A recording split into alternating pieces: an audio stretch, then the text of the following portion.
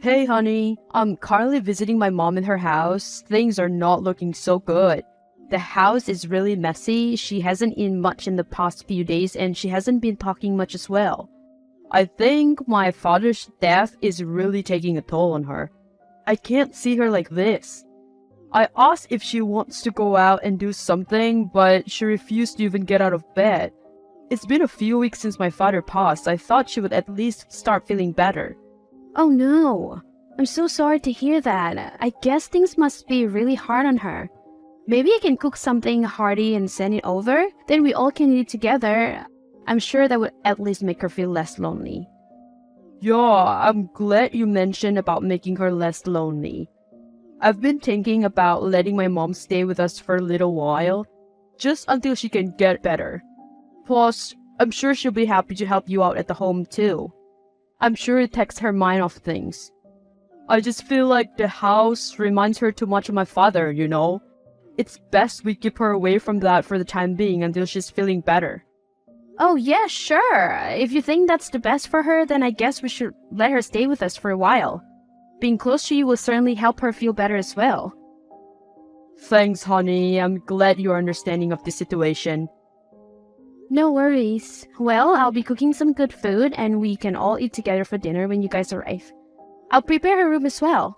Thank you. You're the greatest. I'll see you soon. You're a great son, honey. I'm happy you're willing to take care of your mom and make her feel better. A week later. Hey, Nia. I need you to help me buy something. Hi, Susan. Yeah, sure. Do you need anything from the grocery store? I'll get it for you when I pass by the store soon. Yes, Nia. I need you to buy me a caviar from the store at the Greenwood Street. One my husband used to go to. Just mention his name. They will know what it's for. Remember, I don't want the one in brown tin because they're cheaper and not something my taste bud would like. I want you to get the one in small blue tin. That is my favorite caviar. I want you to get 3 of them alongside with some fresh baked bread. Remember, just the blue tin as it's the only one that would suit my taste bud. Anything else you bought, it will go into the trash. I'm sorry to ask, but may I know how much this caviar would normally cost? They sound extremely pricey. They are around $250 for one tin. 3 of them, please. $250?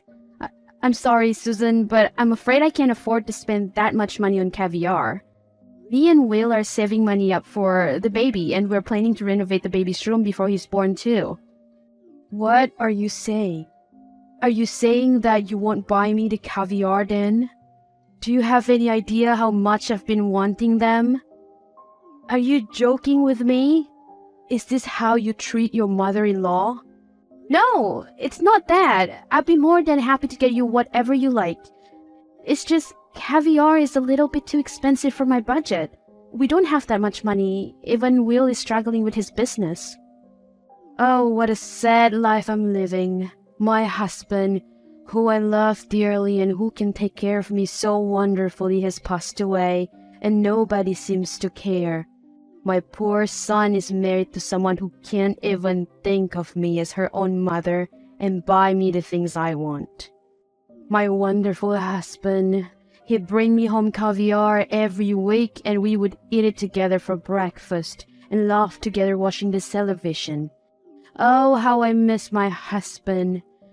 God, oh God, why is my life so difficult? I can't even get anything to remind me of my husband anymore because my daughter-in-law can't even afford it.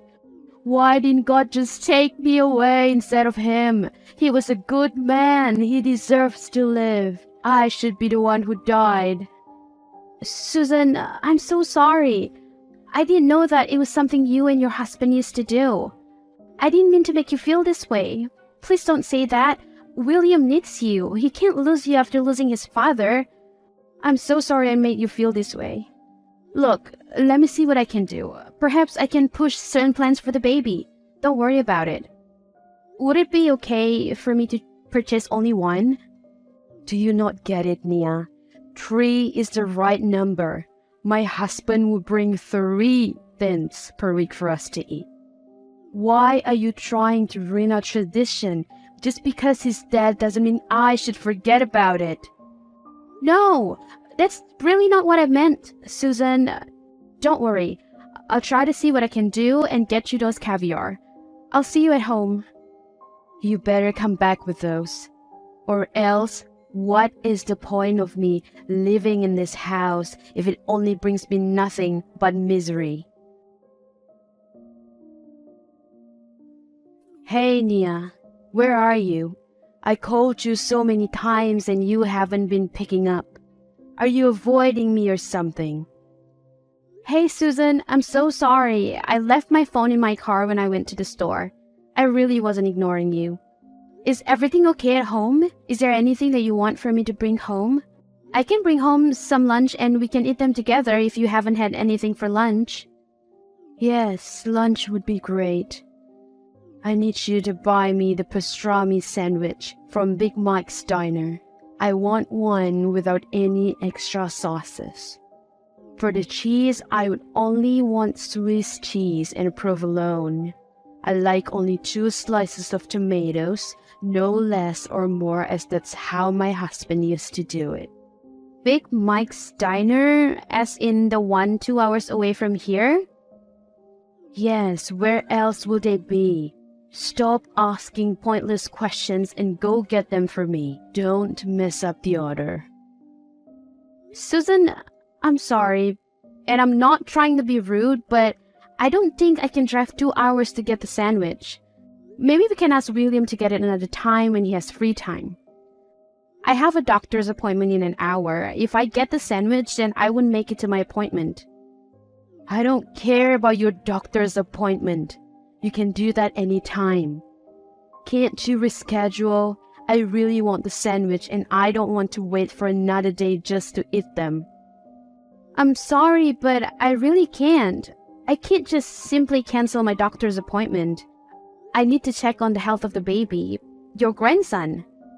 Plus, I don't think it would be healthy for me to be driving that long when I'm 7 months pregnant. Excuses after excuses. Don't be such a baby.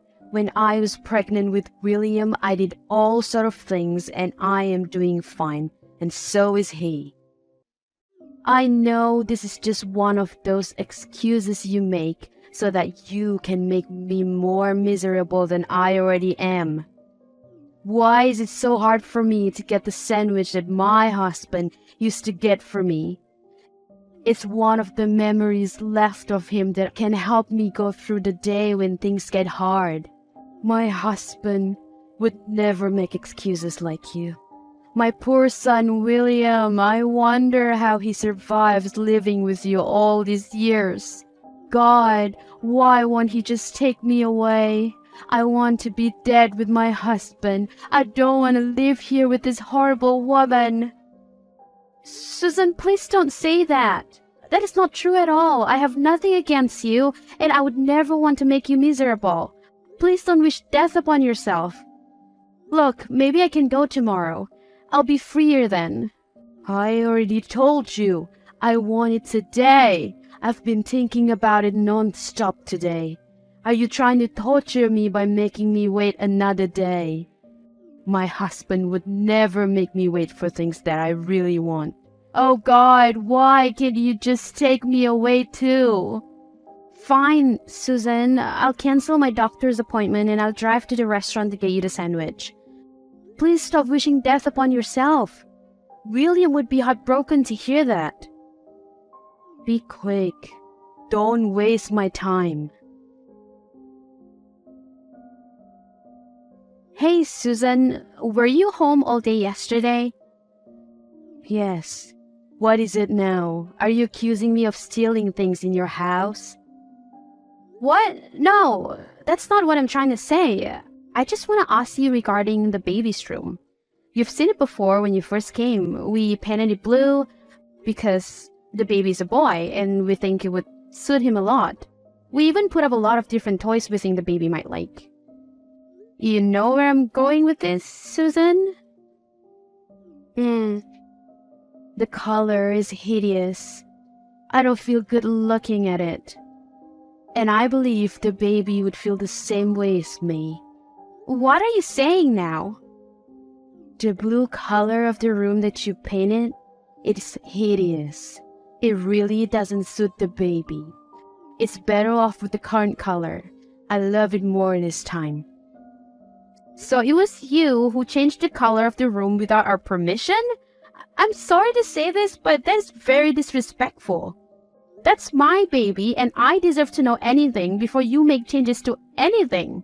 Plus, this is my house. Just because we let you stay here doesn't mean you can make all the decisions that you like behind my back. Oh, I didn't know I have to be asking permission to make changes in the house that my son lives in. What a disrespectful thing to say to me. Without me raising my son to be the man that he is, he wouldn't be here to be the good man for you. You should have been more grateful that I even agreed to stay here. I don't understand what you're trying to say. I've been kind enough to let you stay here for your healing. And you're ruining it. How exactly am I ruining your healing for you? My husband hates the color blue. It reminded him of the big blue house he grew up in. It was an abusive household. We ensure to always eliminate the color blue from our house. I don't understand why can't you do the same? Look, I'm really sorry about what he went through, and I understand how it could be hard for him, but I still don't think that it's right for you to apply the same rules to my house. It's not fair for me. Fairness? Is that all you care about? You think the world is fair when my husband is taken away from me? No, that is not what I'm trying to say. That's enough. No need to speak to me. This conversation is making things harder for me, and I don't want to deal with it. I need to speak to you about your mom. I've heard it from her. Did you really disrespect her and told her that she has to ask for permission for everything that she's going to do? That's not very nice of you. You know what she's going through. Of course I know what she's going through, but it isn't fair that I am being turned into a victim of her situation. Do you even know what's actually going on? She has been trying to take over the house and things that I've been doing. You're being too much. You know she's my mom. Please don't speak of her that way. All I'm asking you is to be more considerate of her situation. She's going through a lot. Can't you just hold back for a few weeks more until she's better? Fine. I'm doing this for you and out of respect. It's going to be James Clark Jr. Sorry? What are you referring to, Susan? The child. What? Are you talking about my baby? My son? Who else would I be talking about? The name of that child would be James Clark Jr. Wait, what are you trying to say? Sorry, Susan, but that's not what I'm naming the baby. Me and Will already discussed this in the past. We will be naming the baby Harold after my father, who did a lot for me growing up. I disagreed. He should be named after my husband. Your second child can have your father's name if you want to, but the first one should honor my husband. This is our grandchild after all. This is my father's first grandchildren as well. If you like, we can put your husband's name as the baby's middle name. That's all I can offer to you. I can agree with your request. Middle name? Is that all my husband worth to you? All he ever wanted when he was alive was to have grandchildren, but you took too long to get pregnant. Now that he's gone, I want to at least have the child be named after him. Is that so hard? At least your father is still alive. Isn't that enough for you? You know I have issues that made it hard for me to get pregnant. It's not like we did it on purpose. Will my father be appreciated only when he passed away? I'm sorry, but it's not possible. I will not change the name of my baby just because you asked me to. You have no say. How rude of you to speak to me that way. William will know about this. You are being super disrespectful. That's not a way to speak to your mother-in-law. You know I'm still grieving. What is it now that you do, Nia? My mom just called me crying. Did she tell you what happened? Is it another made-up story on how I'm the villain who disrespected her and her grieving period? I already told you not to speak about my mom that way. When will you learn? Your mom tried changing our baby's name. She wants to name it after your father. We agreed we will name it after my father. Why is it such a big deal? Just change the name to James Clark Jr. as she asks. We will name the second child after your father's name. Isn't that easier than arguing non-stop? Are you kidding me? So just take whatever your mom has to say? I told you, she's going through a hard time. She's trying to hold on to as many pieces of memories that she can of my father, as much as possible. You won't understand. Why? Because my father is still alive, and therefore I should never appreciate him, and I should only care of yours because he passed? Let's be real. You never really cared about your father anyway when he was alive. Are you expecting me to do the same?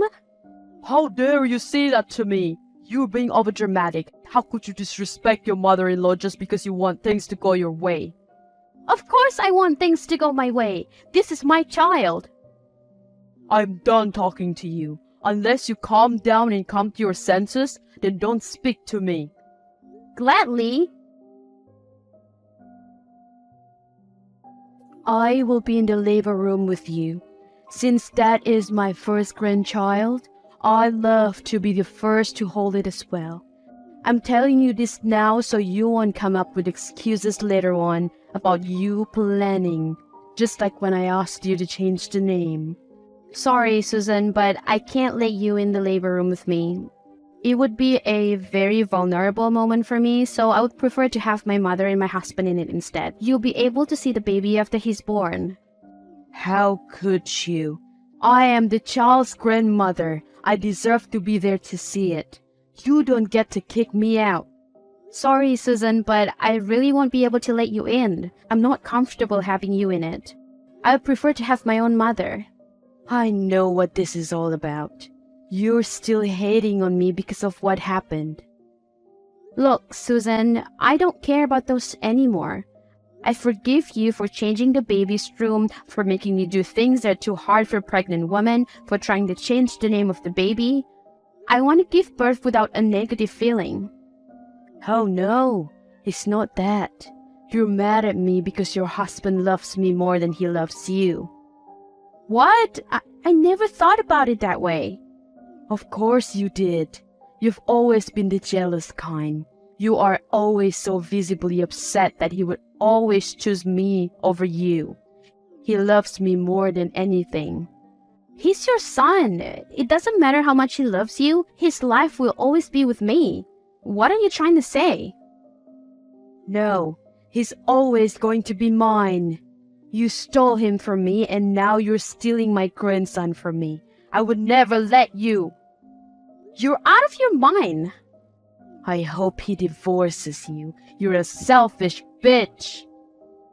What the fuck is wrong with you? You made my mom cry again. What did I even do wrong? Your mother is obsessed with you and our baby. What the heck does that even mean? You're losing your mind, Nia. I'm carrying our child and I've been in so much stress since your mom came to live with us and the hell that she put me through. You never cared, you always side with her even though it's obvious that she was wrong. How dare you? She's going through a lot. Enough with that bullshit! None of you guys cared that much about your father when he was alive. I was the only one who visited him so often. Your mother hated him. Why are you pretending like you don't know? Don't you dare speak about my parents that way. They were in love. They were perfect together. You are out of your mind. How dare you? You don't belong in this house. No one should disrespect my parents that way. That's it. I'm done with you. We're getting a divorce. I will gladly leave this house if it means I don't have to deal with you and your mom anymore. What are you even doing? Moving all your things into my house and locking me out. You don't deserve to even step your dirty feet in here. Come back and take all your things with you. Sorry? You mean my house? Can you please stop trying to open the door, or else I'm gonna have to call the police on you. Please leave. Are you out of your fucking mind? This is the house that my husband and I have been living in forever. It's my house now that he's dead. Get out and let me in. How did you even get the key, you thief? Oh, you must have not heard. Heard what? Get out. Your husband wrote on his will that once he passed, this house will be passed down to me. You don't get a cent of his money. You can stop pretending now, Susan. You never cared for him. You were abusive to him. You even brainwashed William to hate him. Initially, I thought it was guilt that changed you, but I figured it was all an act. You don't care that he died. You care about his money. What? That's impossible. Why would he give it to you and not me? That's ridiculous. Is it though? I took care of him like he was my own father. I cared for him more than you and William do. That poor guy, he died knowing that you are all going to be chasing his money. If you have any issues with the will, please contact his lawyer. They will explain everything to you. But for now, please leave me alone and leave my property, or else I'll call the police on you. Wait. No, Nia, listen. It wasn't an act. I do care for him. I care for you too. You're the best daughter-in-law. I'm sorry for everything. I knew you would say this. Enough and leave my property. The police are on their way. Honey, I'm really sorry. How did I ever miss this? You are just like your mother. Even your apology, it disgusts me. It's all about money, isn't it? No, you know how much I love you. My mother, she got into me, but I know better now. I know better now too. I know not to trust someone like you and your mother. Leave. A few weeks after that, the divorce between Nia and William are finalized. Nia was able to get full custody of her baby, and she was also able to live comfortably thanks to the inheritance that her father-in-law passed down to her. On the other hand, Susan was still in disbelief that her husband didn't pass down anything to her on his will. She even tried breaking in the house a few times, but caught by the police. As for William, he has been struggling a lot after the divorce as he realized how true the things that Nia has always said about his mother. But yet, he is still stuck with her as she has nowhere to live. Both grew to hate each other and blame each other for the misfortune.